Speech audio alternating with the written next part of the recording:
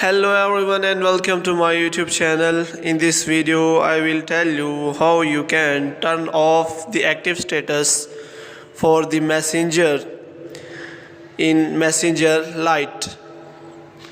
As you can see in the video, if you turn off the active status in the Messenger, then the Facebook and the Messenger will not show you as online even you are online on Facebook and Messenger.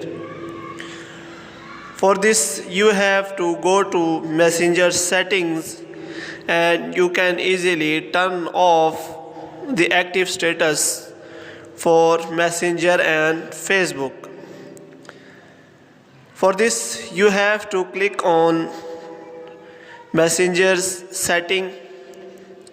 As you can see in the video, in the Messenger settings you can easily find active status, which is now turned off on. If you click on active status, then Messenger Lite will show you that your active status is turned on or off.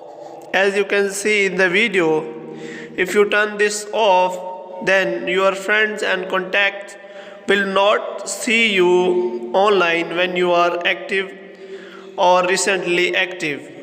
Moreover, your friends cannot see your last seen on Messenger and Facebook if you turn this off on the Messenger.